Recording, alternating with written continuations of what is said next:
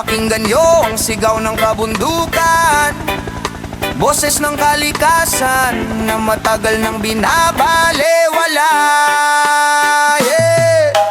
Dati luntian ang bawat kabundukan, malamig ang hangin, malinaw ang ilugan, punong nagbibigay ng buhay sa bayan. Ngayon puro sugat ang iniwang bakas, binutas ang puso ng ating kalikasan, kapalit ay gintong pinakinabangan. Habang ang iilan ay patuloy umayaman, ng mamamayan ang siyang naiwan. Kapag bumuhos ang ulan sa kalangitan, wala nang punong hahawak sa kabundukan, baha at putik ang bumalot sa tahanan. Sino ngayon ang may pananagutan? Oh, umiyak ang kabundukan, kasama ang ilog at kagubatan. Baha ang naging kapalit ng kasakiman, buhay ng tao ang naging kabayaran. Oh, pakinggan ang kalikasan, hindi na kayang tiisin ang kasamaan. Kapag ang bundok ay tuluyang namatay, pati kinabukasan natin ay mawawalay. Oh,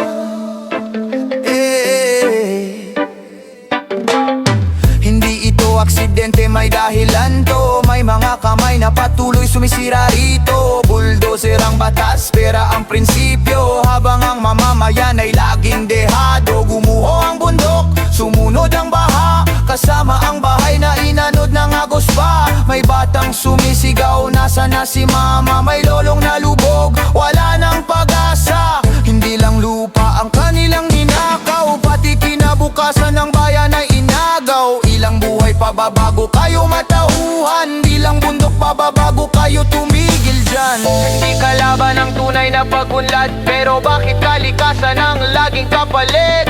Kung ang kagubatan ay tuluyang mawala, saan kukuha ng buhay ang susunod na henerasyon? Oh, iligtas ang kabundukan, ito ang tahanan ng bawat nilalang. Kapag ang bundok ay ating iningatan, buhay ang aanihin ng susunod na salinlahi. Oh, itigil ang kasakiman, hindi pera ang sukatan ng tagumpay.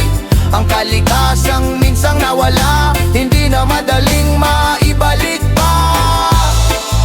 Kapag pinatay natin ang kabundukan, hindi lang kalikasan ang namamatay, tayo rin at ang kinabukasan ng ating mga anak.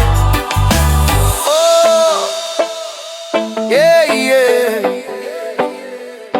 yeah, yeah, yeah, yeah.